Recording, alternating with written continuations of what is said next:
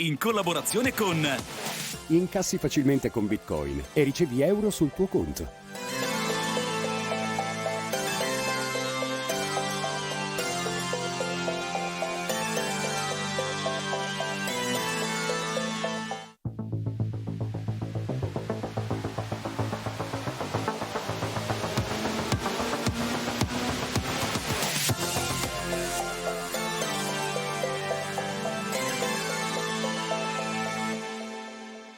Esploriamo Bitcoin. Benvenuti cari telespettatori al primissimo format della televisione italiana che cercherà di approfondire una tecnologia molto travisata spesso anche dall'informazione tradizionale, sopra la quale insomma ci sono ancora tanti pregiudizi. Lo faremo, cercheremo di approfondire, di smentire un po' di apparenze, di falsi miti in 6 puntate. E iniziamo proprio oggi con una puntata che in realtà parla di Bitcoin ma in modo tangenziale, non direttamente, subito diretti di Bitcoin, perché per capire una tecnologia, per capire che problemi va a risolvere, bisogna prima capire probabilmente quali sono effettivamente i problemi che esistono. In questo caso parliamo principalmente anche di sistema finanziario tradizionale.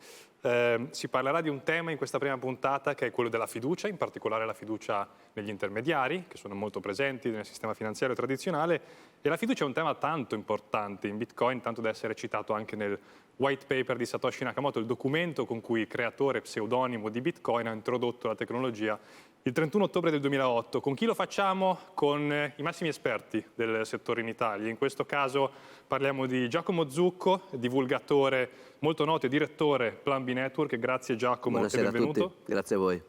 E lo facciamo con Guybrush, esperto di cyber security e co-conduttore del Bitcoin Italia podcast. Buonasera, buonasera, grazie. Prima di entrare nel vivo della puntata, facciamo un'introduzione al tema della giornata con il servizio di Marco Costanza. Negli ultimi 7 anni l'oro ha registrato un apprezzamento del 170% in totale contrasto con la nostra valuta, che nello stesso periodo di tempo ha perso circa il 25% del suo valore in termini di potere d'acquisto. Questo divario evidenzia una verità economica fondamentale. I beni scarsi, come l'oro, tendono a mantenere o a crescere il proprio valore nel tempo, mentre le valute soggette a politiche inflazionistiche, come l'euro, subiscono una svalutazione. Il denaro circolante nell'area euro, che include i depositi dei cittadini e gli strumenti finanziari convertibili in contanti, nota come massa monetaria M3, è aumentato di oltre il 55% dal 2014. Questa espansione della moneta in circolazione, frutto delle politiche espansive della BCE per contrastare la stagnazione economica e le crisi finanziarie, ha portato a un aumento dei prezzi con un'inflazione che ha superato il 10% nel 2022. In questo contesto, la svalutazione della moneta non è un fenomeno accidentale, ma è il risultato di decisioni deliberate dalle banche centrali per stimolare la crescita economica. Chi risparmia vede il proprio potere d'acquisto eroso, poiché l'inflazione riduce il valore reale del denaro messo da parte. Al contrario, chi si indebita beneficia indirettamente dell'inflazione, ripagando i propri debiti con una moneta che vale meno di quando il debito è stato contratto. Il risultato di queste dinamiche è un sistema che premia chi fa debiti e penalizza chi risparmia, aumentando il divario tra ricchi e poveri sempre di più. In questo scenario gli investitori in beni scarsi come l'oro e più recentemente Bitcoin ne escono avvantaggiati. Negli ultimi 7 anni Bitcoin si è affermato come il miglior asset in assoluto per rendimento, con un ritorno medio annualizzato del 72%, superando di gran lunga qualsiasi altra classe di investimento, incluso il più famoso S&P 500. Ovviamente stiamo parlando di un asset molto giovane, ancora in fase di price discovery, che non potrà tenere per sempre questi rendimenti. D'altro canto, è proprio negli ultimi mesi che sta attraendo sempre più investitori istituzionali in un contesto di svalutazione generale delle valute tradizionali. Le attuali politiche economiche stanno rimodellando la distribuzione della ricchezza e Bitcoin, in quanto asset scarso e decentralizzato, è visto ora da molti come una delle poche alternative reali per proteggere il proprio patrimonio dall'inflazione. E insomma, qui la grande indiziata è la banca centrale. Le grandi indiziate sono le banche centrali che hanno varie leve per poter operare. Ci sono varie operazioni che vengono discusse praticamente su base quotidiana sui grandi medi, l'aumento della massa monetaria, la variazione dei tassi di interesse, si parla di termini come il quantitative easing. Sono tutte misure che toccano in realtà nel quotidiano la nostra vita, in particolare ciò che utilizziamo per sopravvivere, il denaro. Per quale motivo ci toccano? Ci toccano perché cambiano queste misure il valore del denaro che utilizziamo. E questo avviene per il semplice fatto che noi ci fidiamo degli esperti che facciano bene il loro lavoro, quelli che siedono nel nostro caso a Francoforte quando si parla di Banca Centrale Europea. Però fidarsi di qualcuno per l'appunto implica sperare che quel qualcuno faccia un buon lavoro, quindi introduce dei compromessi. Quindi inizierei chiedendo a Giacomo Zucco quali sono in particolare i compromessi che introduciamo quando ci fidiamo di una banca centrale che gestisca il regime di monopolio il nostro denaro. In generale, quando ci fidiamo di un esperto, cosa necessaria per efficienza, perché non possiamo tutti conoscere tutto, dobbiamo innanzitutto saper scegliere l'esperto e spesso poterlo scegliere tra diversi concorrenti. Un problema con gli esperti di moneta che stanno nelle banche centrali è che non c'è concorrenza. Si tratta di organismi che vengono nominati da stati o insiemi di stati, come nel caso europeo, e che non sono mai veramente soggetti alla concorrenza di un altro organismo che possa magari tenere in ordine, tenere sulle spine la loro offerta di soluzioni. Quando noi scegliamo un idraulico, un medico, possiamo sceglierli, soprattutto l'idraulico, tra diversi tipi di competitor. Nel caso delle banche centrali il rischio è quello che questo bilanciamento tra un aiuto all'economia, un intervento che dovrebbe essere mirato per poter sempre risolvere dei problemi, e invece gli effetti collaterali che questo intervento porta siano sbilanciati a favore degli effetti collaterali. Il primo che abbiamo citato è quello dell'inflazione. L'inflazione può sembrare un termine lontano, l'iperinflazione della Repubblica di Weimar, dei paesi sudafricani o sudamericani, dei paesi dell'est europeo, post-sovietici, ma in realtà l'inflazione è una cosa molto difficile da controllare e anche da misurare. Pensiamo per esempio al fatto che se voi immaginate di stampare dei soldi nel vostro scantinato e di magari stampare il doppio dell'economia di euro circolante nel vostro scantinato e di spenderli, noterete un fenomeno che è chiamato in economia effetto Cantillon, ovvero i prezzi non si alzeranno dappertutto uguali, ma si alzeranno come una sorta di onda a partire da voi che li spendete attorno a voi. Voi immediatamente sarete ricchissimi, comprerete una villa con piscina, un elicottero, uno stuolo di servitori. Questi fornitori avranno un sacco di nuova liquidità, un sacco di nuovo lavoro sostanzialmente, quindi aumenteranno la loro qualità di vita, ma un po' meno di voi, e voi comprerete tutto al prezzo originario. Certo. Man mano che ci si allontana da questo cerchio iniziale, le persone cominceranno a subire sempre più un innalzamento dei prezzi e a beneficiare sempre meno della nuova massa. Voi sarete più ricchi, gli ultimi della catena invece subiranno l'aumento dei prezzi senza in realtà ricevere questi benefici. Nel caso delle banche centrali, le banche centrali stampano soldi, ma non per darli in tasca a tutti quanti ugualmente, altrimenti non cambierebbe niente nell'economia. Stampano soldi che usano per comprare per esempio il debito degli stati o in alcuni casi il mercato azionario, e infatti noi vediamo che il mercato azionario, anche di aziende decotte che non producono più niente, tende a mostrare degli aumenti di prezzi. Quella sembra un successo del mercato, ma in realtà inflazione che non viene conteggiata nel famoso l'indice dell'inflazione, CPI l'americana, un paniere di beni viene misurato nei suoi prezzi, ma non include proprio quei mercati dove le banche centrali vanno a iniettare liquidità. Certo. Non include real estate, sanità, militari. Per esempio. Dell'effetto Cantillon peraltro parleremo anche dopo, anche un po' più nel dettaglio. Hai citato un tema fondamentale che è quello della concorrenza, quando si parla soprattutto della gestione di un qualunque bene, ma soprattutto del denaro, perché riguarda tutti quanti noi.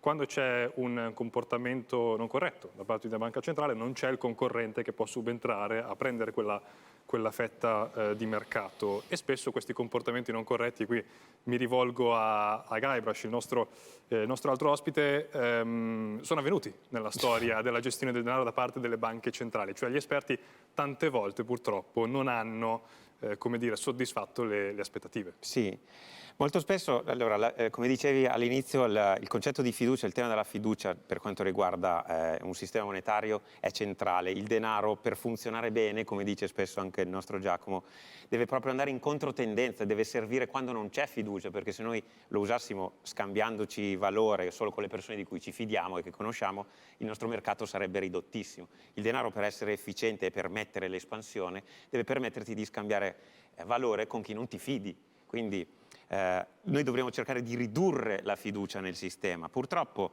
nel sistema finanziario classico questa cosa viene percepita come l'eventualità del tradimento di questa fiducia, della delusione di questa fiducia, della compromissione di questa fiducia, è percepito come un evento speciale, un evento, un cigno nero, una cosa che potrebbe succedere ma lontano da noi nello spazio e nel tempo. Invece è proprio sistematico di questo sistema, è una caratteristica intrinseca, tant'è che la storia, come dice lo stesso Satoshi Nakamoto nel dibattito poi dello sviluppo della criptovaluta di Bitcoin, è costellata di momenti in cui questa fiducia viene tradita.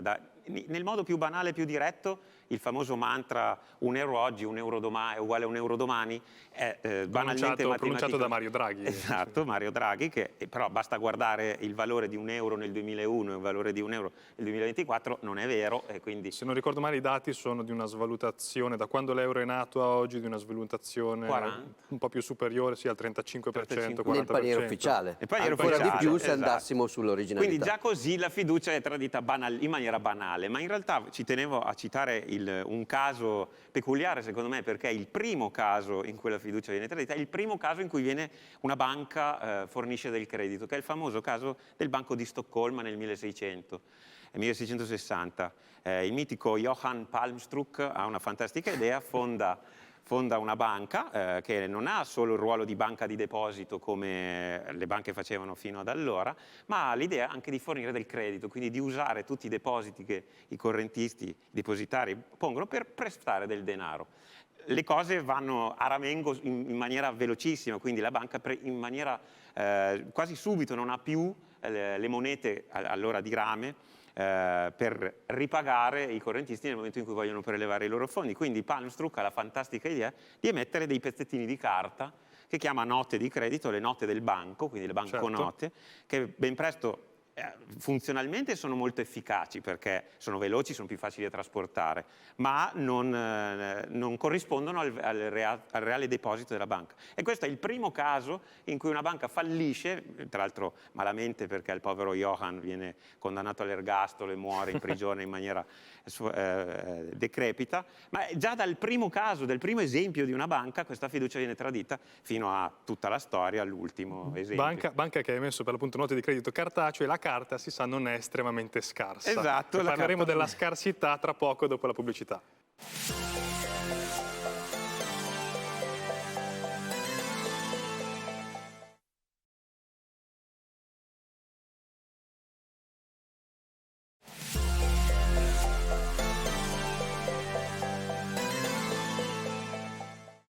E quindi ci siamo lasciati un attimo fa parlando di scarsità, rientriamo parlando di nuovo di scarsità. C'è un motivo se le proposte di stampare nuovo denaro per creare nuova ricchezza e per comprare nuovi beni o servizi sono considerate un po' strampalate effettivamente. La ricchezza non si crea dal nulla. E qual è il motivo? Mi rivolgo a Giacomo Zucco. Qual è il motivo principale per cui il denaro non deve essere infinito?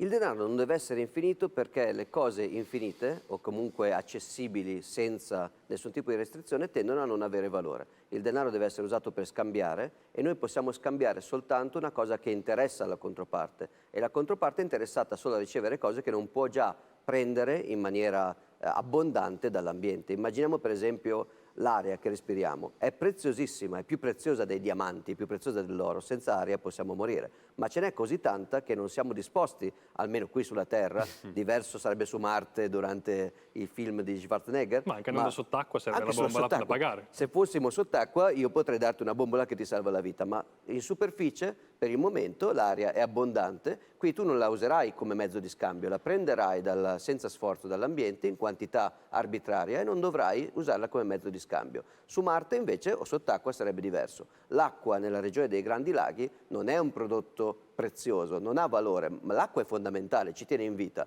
ma se l'abbiamo tutta intorno a noi non dobbiamo scambiare per ottenerla. Nel deserto del Sahara l'acqua diventa invece un oggetto prezioso, diventa veramente una cosa importante. Questo genera il concetto di scarsità, che poi alla fine è un modo di riformulare il concetto di domanda-offerta. Un bene con un'offerta molto bassa tende ad avere un prezzo più alto a parità di quantità, a parità di domanda, perché l'offerta è più bassa. Se io aumento l'offerta, cala il prezzo. E il denaro non è magicamente immune da questa dinamica. Se io aumento l'offerta del denaro, riduco il potere d'acquisto del denaro a parità di domanda, e la domanda chiaramente non è infinita. Poi su questo tema della scarsità si sviluppano un sacco di dettagli, in particolare se ci ragionate molto vedete alcuni paradossi che si risolvono calcolando anche proprio una cosa che si chiama elasticità dell'offerta. Per esempio, se durante i primi lockdown del 2021 la carta igienica era un bene raro e le persone si prendevano a pugni nei supermercati per avere la carta igienica. Questo però non è durato perché a fronte di una scarsità della carta igienica che genera una domanda importante, un prezzo importante, i produttori vedono che questa cosa fa salire il prezzo e producono di più, e questa produzione fa riscendere il prezzo. Ma ci sono alcuni beni in cui a fronte di un'offerta che sale e quindi un prezzo che sale, i produttori non possono aumentare la produzione altrettanto. L'oro è uno di questi casi. Il fatto che il prezzo dell'oro sia salito, come diceva prima Costanza, non permette ai minatori d'oro di aumentare la produzione d'oro abbastanza per compensare questo fenomeno, perché le miniere sono comunque vincolate, non si può, raddoppiando lo sforzo dei minatori, raddoppiare subito l'uscita, e anche in quel caso il raddoppio dell'estrazione non raddoppierebbe la quantità di oro circolante, che è molto superiore a quella estratta. Quindi sono un sacco di dettagli che possiamo sviscerare, ma è un concetto fondamentale che non è studiato molto, non è neanche insegnato a scuola, la scarsità del denaro, ma è un concetto su cui bisogna veramente ragionare a fondo per capire l'economia. Certo, ci sono anche dei collegamenti naturalmente, come ha detto Marco Costanza nel servizio, con Bitcoin. Parleremo anche di come è strutturata la scarsità in Bitcoin e come si differenzia da quella che in teoria, nel caso di Bitcoin, è una scarsità intrinseca, che è scritta nel codice del software di Bitcoin. Nel caso invece della moneta che siamo abituati a utilizzare tutti i giorni, di fatto è arbitraria, perché sta per l'appunto all'ente centrale, alla banca centrale monopolista, determinare quanto è scarsa. E generalmente nella storia delle banche centrali la scarsità arbitraria non è stata poi sempre rispettata, no? Assolutamente, è una scarsità artificiale in due modi. Il primo modo è appunto il mantenimento del monopolio. Se tutti potessero stampare banconote di carta non sarebbe scarse, quindi un ente si arroga il diritto di farlo impedendo con la forza agli altri di fare altrettanto, e questo già genera delle asimmetrie, come diciamo prima, di concorrenza, di incentivi. E la seconda questione è che l'ente si impegna a non esagerare nel suo potere. Potrebbe comprare tutto la banca centrale o lo Stato che riceve e che alla fine dà anche gli ordini della banca centrale, potrebbe comprare tutto, ma cerca di limitarsi. Ma è come mettere sostanzialmente un cocainomane in mezzo a un deposito di cocaina. Sostanzialmente sì, può giurare che si limita, ma la ci sua fidiamo del fatto che lui non lo farà. Ma la credibilità tende a essere ridotta.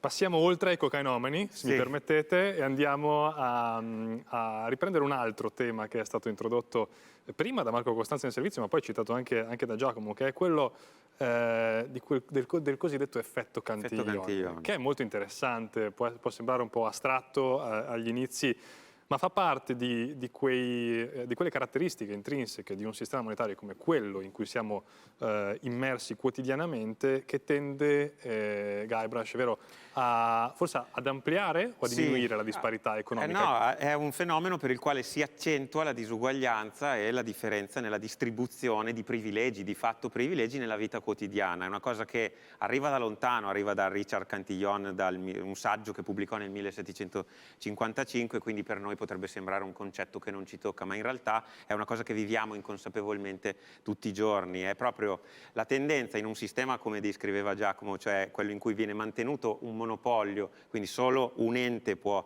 stampare moneta, del quale noi ci fidiamo che non esagererà, come abbiamo visto questa fiducia viene troppo spesso tradita, la tendenza è che avendo un solo punto di immissione della nuova massa monetaria, di nuovo denaro sostanzialmente, si crea una disuguaglianza nel modo in cui questo denaro viene distribuito. Noi non dobbiamo immaginare che la banca centrale stampi un sacco di banconote e le getti sulla folla con un elicottero, ma lo fa... Una citazione non casuale, Esatto. c'è il termine helicopter money, come si suol dire, ma lo fa concedendo prestiti o acquisendo debito di altre grandi banche o di grandi istituzioni finanziarie. Quindi queste grandi banche, questi primi istituti finanziari sono i primi a ricevere la nuova moneta e hanno l'opportunità di muoversi sul mercato con questa moneta prima di tutti gli altri, quindi godono di un mercato che non ha ancora reagito all'aumento dei prezzi. Quindi quando i prezzi sono ancora fermi, ma sì, i primi hanno più liquidità a esatto, disposizione. possono magari investire in qualche attività con i prezzi di quando ancora non c'è, il mercato non ha percepito e non ha reagito all'aumento di massa monetaria.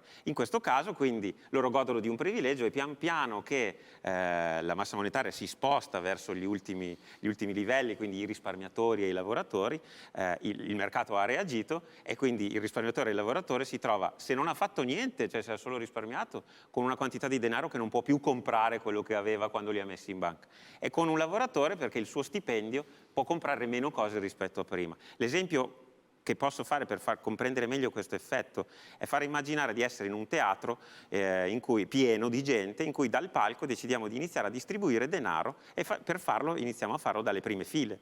Quindi iniziamo a distribuire prima fila, seconda fila, terza fila. Quando arriviamo all'ultima fila o siamo al centro del teatro, quelli che hanno ricevuto il denaro all'inizio, nelle prime file, possono già spenderlo, possono già muoversi, il mercato quindi reagirà con un aumento dei prezzi secondo quello che diceva Giacomo prima, e quelli delle ultime file si troveranno, per usare un eufemismo, abbastanza fregati dal fatto che non facendo niente hanno perso parte del loro potere economico e del potere di azione nel mercato. Quindi è un effetto invisibile ma che pesa sulla vita quotidiana di tutti noi. E chi sta nelle prime file non è casuale, ma è spesso chi aveva già Esatto. i mezzi per starci. Quindi Esatto. chi è più ricco, chi è più potente tende ad avvicinarsi alla stampante. In questo caso parliamo di chi? Istituzioni, stati, di chi stiamo parlando? Chi è che è più vicino generalmente all'emittente del denaro, che è la banca centrale?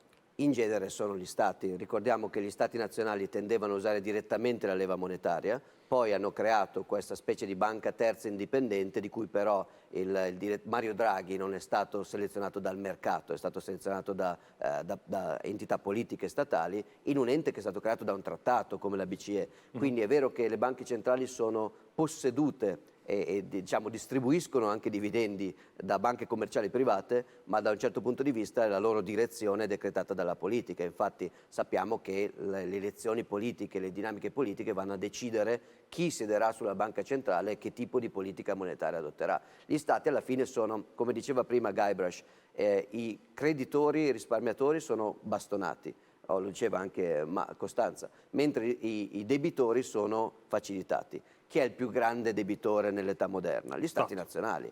Gli Stati Uniti d'America sono il più grande debitore nella storia dell'uomo, il governo federale americano. Quindi il più grande debitore è il vero beneficiato. Poi chiaramente, come dicevamo, le banche commerciali che sono incaricate di distribuire questa nuova emissione di liquidità, anche loro hanno dei benefici e sono sproporzionalmente rappresentate. E poi, come dicevamo prima, i settori in cui il governo tende a emettere la liquidità con azioni straordinarie, quindi in genere la sanità, non che sia una cosa brutta mettere soldi nella sanità, ma l'effetto è che il prezzo della sanità fuori dal paniere dell'inflazione è esploso, oppure il mercato immobiliare, oppure appunto i mercati militari di cui noi non conosciamo i prezzi perché non possiamo accedere a quel mercato, ma di fatto se guardiamo i prezzi della costruzione di armi da guerra sono schizzati perché è dove i soldi stampati tendono a finire, oppure ancora l'istruzione, le università e in particolare, dicevo prima, questo è molto importante, il mercato azionario. Recentemente c'è stata un po' una svolta per cui le banche centrali hanno cominciato anche a usare i soldi stampati non solo per comprare debito degli stati, ma anche addirittura per immetterlo nello stock market, soprattutto in America, e questo ha prodotto appunto quello che per un investitore sembra bellissimo. Queste aziende stanno andando bene, la loro azione vale di più perché chissà che dividendi producono. In realtà c'è dentro, magari ci sono dentro delle società che chiaramente non producono utili da decenni, ma vanno su perché è come se nel caso dell'inflazione dei pomodori pensassimo che la qualità dei pomodori al mercato è salita enormemente Certo. perché c'è l'iperinflazione. No, è semplicemente che il prezzo è salito perché la moneta non li compra più. C'era il caso clamoroso durante la pandemia, le azioni di Starbucks erano andate alle stelle quando tutti i negozi a livello mondiale erano praticamente chiusi. Chiusi, sì, sì. E quindi certo c'è anche questo segnale di prezzo che spesso viene distorto. Ci fermiamo un attimo, tra poco parliamo delle conseguenze che queste politiche monetarie e queste azioni hanno sulla vita di tutti i giorni, perché il valore del nostro denaro tende anche a cambiare il modo in cui ci approcciamo ai nostri investimenti, a come risparmiamo, a cosa pensiamo del nostro futuro e a come pianifichiamo soprattutto il nostro futuro. A tra poco.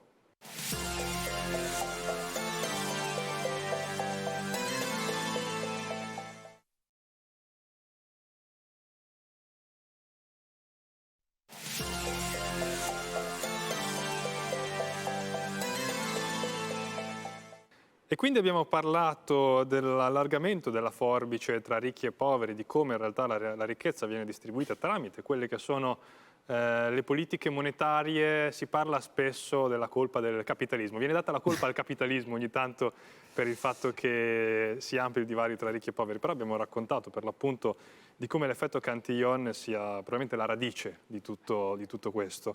E questo tipo di politiche portano anche conseguenze. Le conseguenze più dirette sono per l'appunto la svalutazione del denaro, ma a sua volta la svalutazione del denaro porta altre conseguenze sulla vita di tutti i giorni, sulle decisioni che prendiamo relativamente al futuro sia a breve che a medio che a lungo termine. E quindi partirei con Guybrush.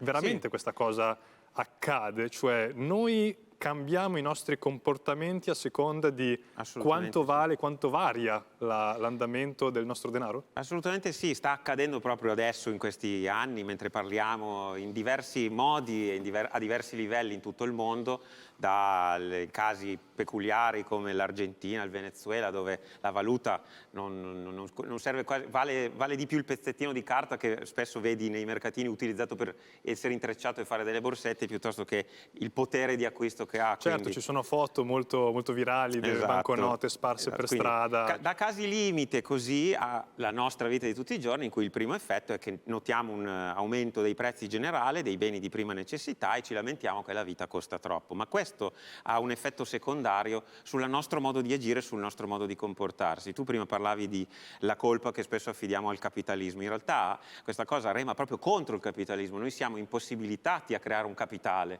Poter creare un capitale è una cosa sana, ci permette di affrontare delle emergenze nel futuro, di pianificare un'attività futura. Quindi mettere da parte il famoso gruzzoletto. Sì, allora, anche senza per forza un gruzzoletto, ma poter dire la pianificazione per eccellenza è quella di poter creare una famiglia. Per poter creare una famiglia gli esseri umani hanno bisogno di allocare delle risorse, perché avranno dei nuovi esseri umani a cui comprare il cibo, fargli fare delle cose.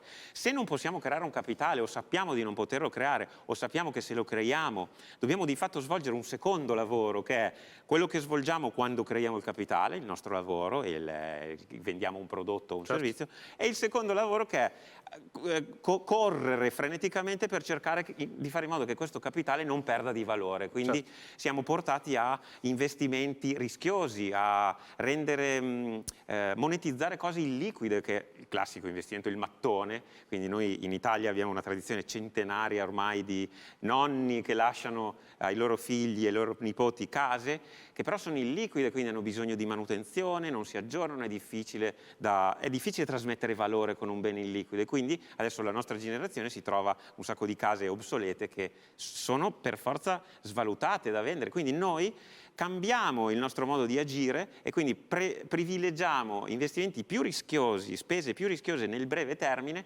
perché sappiamo che se privilegiassimo spese più lungimiranti avremo un potere di acquisto minore. Quindi questa tendenza poi si sparge a macchia d'olio anche nel dibattito politico. Il dibattito politico è totalmente influenzato da questa tendenza. Il politico tende a proporre interventi nella società a breve termine, che non sono mai soluzioni reali ad un problema che la nostra società può avere.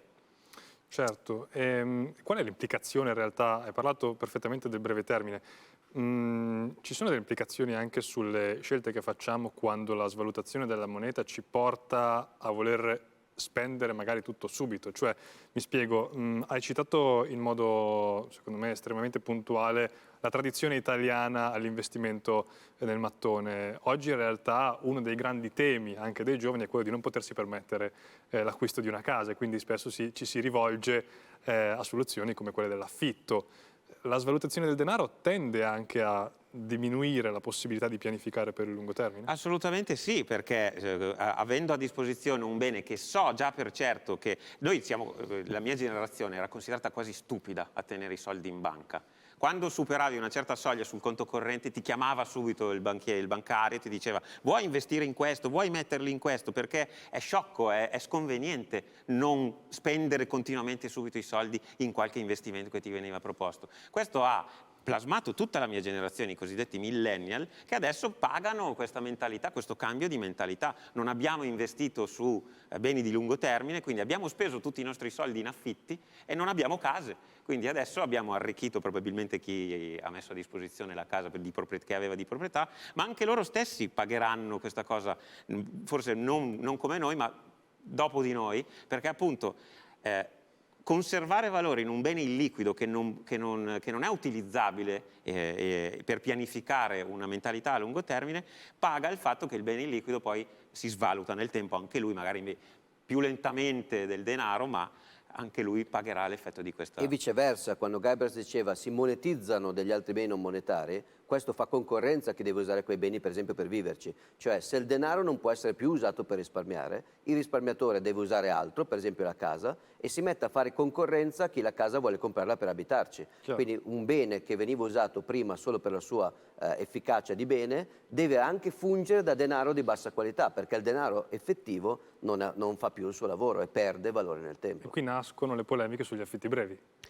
Su un sacco di polemiche, ma anche per esempio questo impatta, dicevi, l'atteggiamento, quindi alza quella che si chiama la nostra preferenza temporale, ma di cui poi magari parliamo. Cos'è la preferenza temporale? È, diciamo così, la preferenza per l'uovo oggi o la gallina domani. Cioè, se io ho la preferenza temporale molto alta, voglio tutto subito, anche se meno. Se ce l'ho bassa, riesco invece a pianificare per il futuro e accettare sacrifici nel breve per costruire qualcosa di più grande nel futuro. È la cicala e la formica. La cicala passa l'estate cantando e suonando, quindi ha preferenza temporale alta, se la gode molto di più della formica che mette via pezzettini, poi arriva l'inverno e la cicala capisce di non essere stata così furba. La preferenza temporale bassa è quella cosa che ha la formica, che permette di creare la civiltà, le famiglie, i progetti a lungo termine, ed è una cosa fondamentale che quando si svaluta la moneta si perde nella società e tutti pensano a breve, non solo non risparmiano, ma addirittura spendono tutto, addirittura si indebitano oltre quello che possono effettivamente mantenere. Ma questo crea anche degli effetti secondari, per esempio,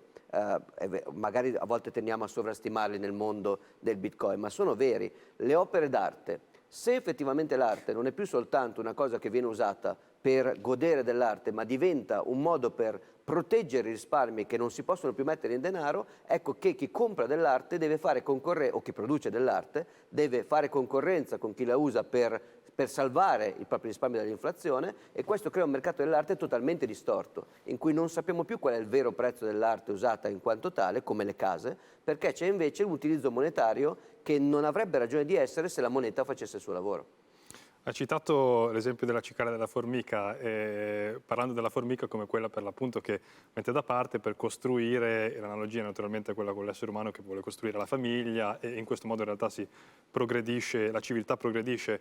Ecco, questi concetti spesso si dà la colpa, come dicevo prima, al capitalismo. In realtà forse qui c'è da fare una distinzione tra capitalismo e consumismo. Che vengono spesso associati, ecco, c'è il capitalismo che ci porta alla società del consumismo, ma sono l'opposto. Sono contrapposti. Esatto. Come diceva Guybrush, il capitalismo è, anche se nato come una parola dispregiativa, ma andava a attaccare un'abitudine di sacrificare un po' di consumo nel presente per costruire un bene capitale che servirà per produrre nel futuro. Quindi io invece di mangiare il pesce lo metto via, così il pesce che posso consumare lo uso per sfamarmi, mentre invece di pescare costruisco una canna da pesca.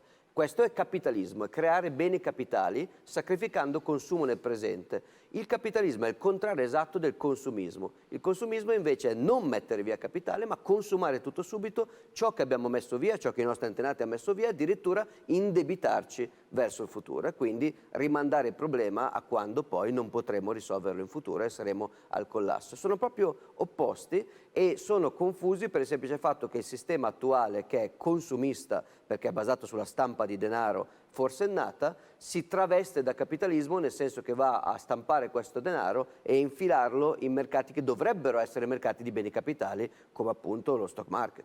Ed è in questo modo che si incentiva, in realtà, tu dicevi, è una società di fatto consumistica e oggi ci lamentiamo tanto, insomma, delle spese continue che dobbiamo sostenere. Si può sostenere solo con un consumo continuo e anche illogico in realtà, in tanti campi si può vedere questa cosa. Economicamente per un'azienda, l'azienda produttrice di telefoni, bisogna fare in modo che il cliente abbia bisogno di comprare un nuovo telefono l'anno prossimo. Quindi l'ingegnere è chiamato a produrre una cosa che non dura 10 anni. Potrebbe farlo. Abbiamo la tecnica e le tecniche per poter avere questa mentalità di lungo termine. Questo è il concetto di preferenza temporale che calato sulla produzione, la progettazione di oggetti semplicemente. Noi abbiamo le tecniche scientifiche, logiche, matematiche per produrre oggetti che durano tanto nel tempo. Ma la nostra società, che deve essere sostenuta da un consumo continuo, rema contro questa tendenza e quindi dobbiamo produrre un sacco di rifiuti per poter sostenere questa logica esattamente contrapposta al concetto di capitalismo. Quindi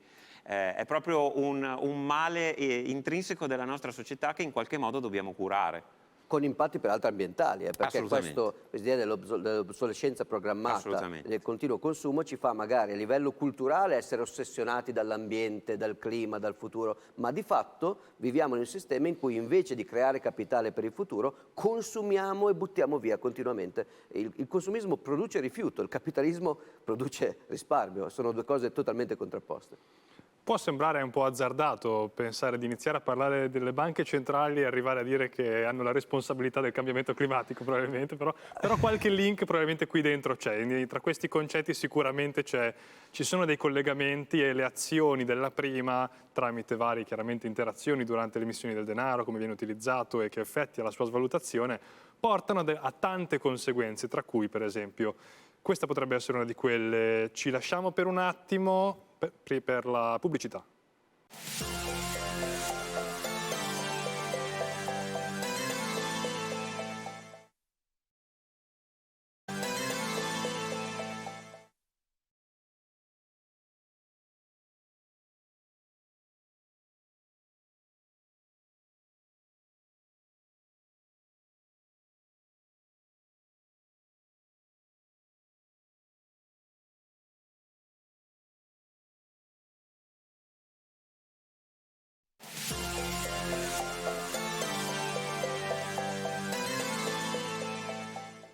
Chiudiamo il cerchio nell'ultima parte di questa puntata, nell'ultima frazione, tornando a un concetto che è stato aperto, che è stato affrontato a inizio puntata, cioè quello della fiducia.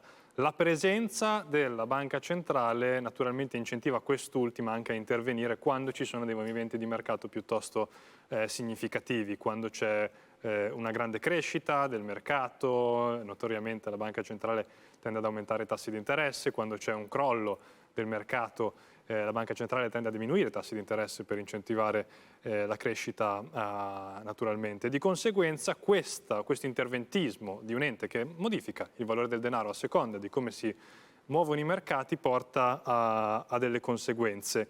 Le conseguenze sono quelle per l'appunto della mitigazione a breve termine. È un problema, Giacomo Zucco, evitare che una banca, per esempio, e ci riferiamo naturalmente a uno degli esempi più noti come la crisi del 2008, è un problema evitare che una banca fallisca? È un problema perché si toglie, da una parte sembra di fare una cosa bella perché si evita un fallimento, si evita una cosa brutta, ma non la si evita in maniera strutturale, la si evita in maniera che crea incentivi per l'espandersi di questo fenomeno e il riprodursi. L'esempio, non voglio tornare al nostro amico cocainomane, facciamo un esempio del doping sportivo che è un po' più palatabile. Doping sportivo. Io ho un corpo che quando corro o vado in bicicletta mi dà dei segnali di stanchezza che sono commisurati al mio livello di allenamento, al mio livello di cardiovascolare, quindi sono commisurati. Lo stancarsi, il fermarsi, il perdere la gara è un fallimento. Se io inserisco il doping, quello che faccio è evitare il fallimento, quindi è una cosa che sembra buona, ma il motivo per cui per cui la cultura sportiva tende a evitare queste cose è che non lo faccio in maniera sostenibile tramite un allenamento, tramite un migliorare il mio corpo, ma lo faccio con una cosa che nel breve mi dà la soddisfazione, ma che viene pagata con dei danni fisici futuri. E questa è la stessa cosa con la droga monetaria. Io ho un'azienda che sta fallendo, non impedisco il fallimento perché l'azienda produce meglio, a basso costo, viene gradita di più dal mercato, ma lo faccio iniettando droga monetaria che non può fare altro che creare un debito che verrà pagato in futuro. È un trucco, non posso evitare, non posso usare il doping per non sentirmi stanco senza pensare che un domani andrò a pagarlo. Chiaramente evitare il doping significa affrontare il fallimento ora invece di affrontarlo in futuro, ma è di nuovo un tema di cicale di formica, perché il fallimento futuro tende a essere più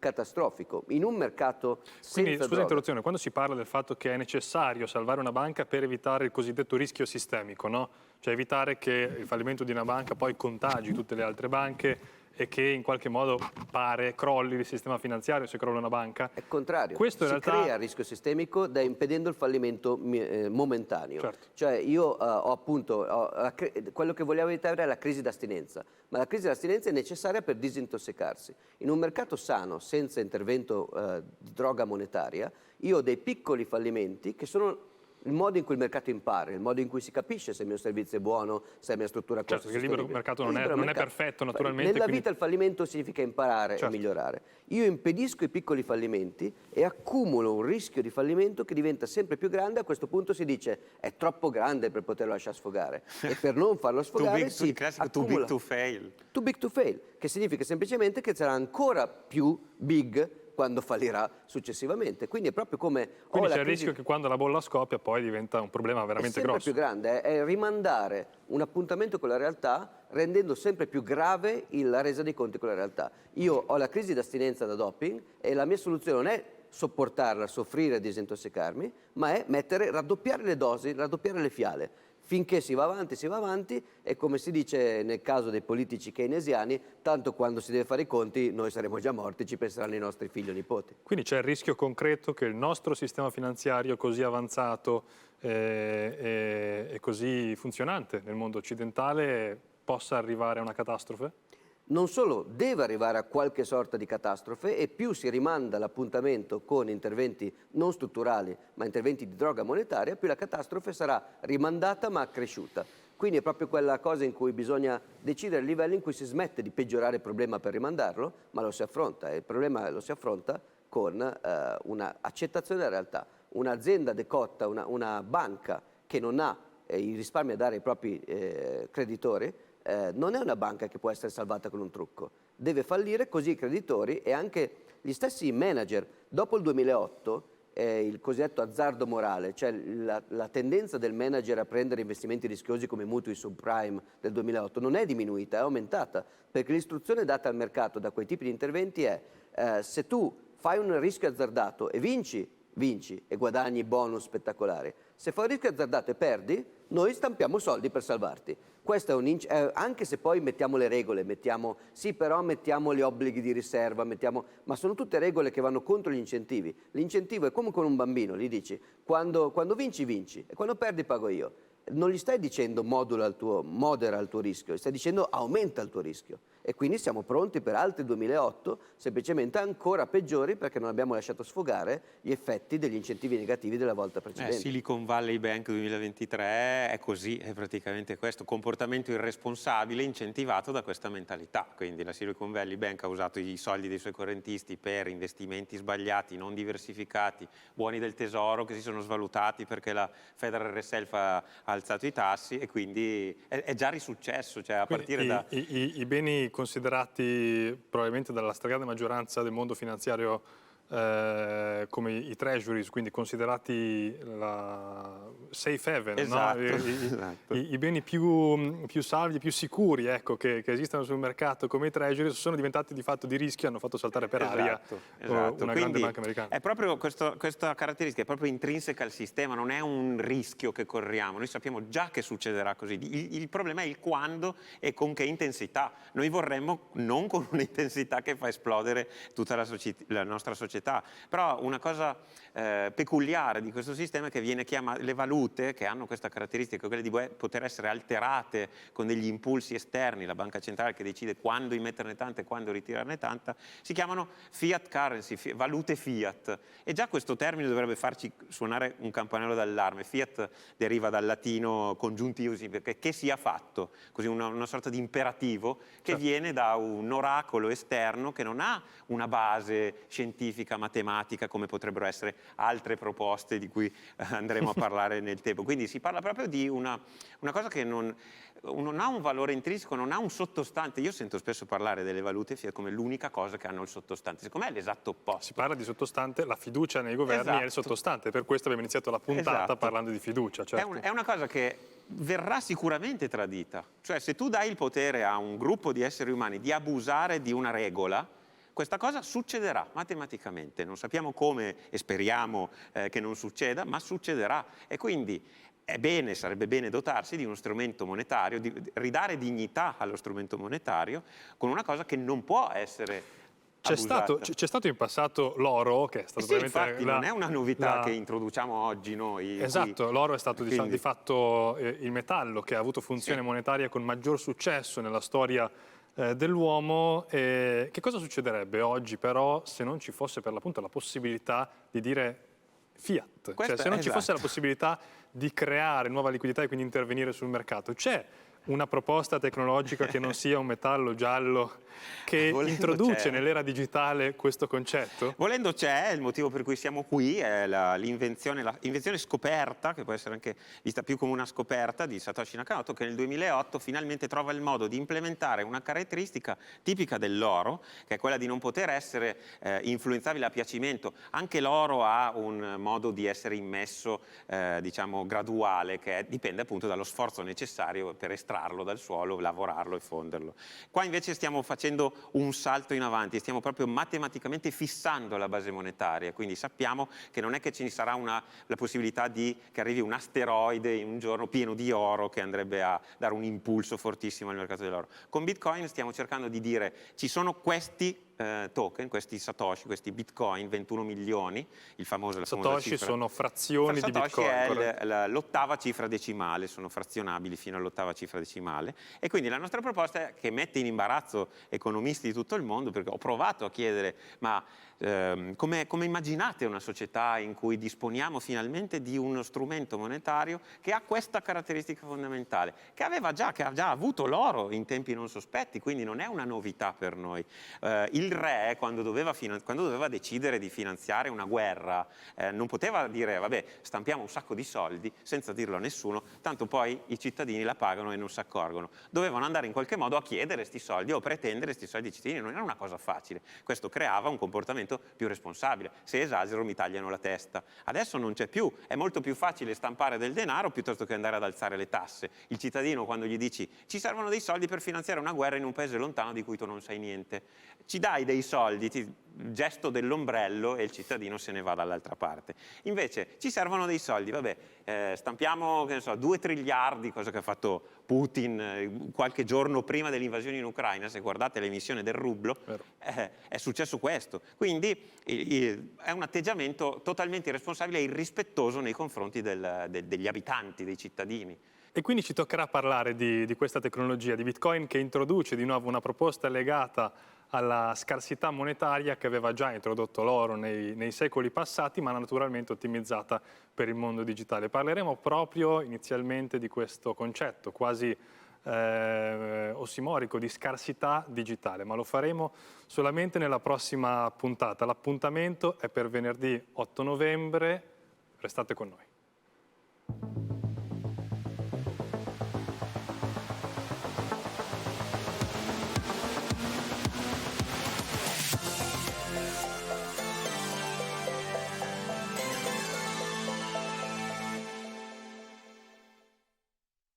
in collaborazione con Incassi facilmente con Bitcoin e ricevi euro sul tuo conto.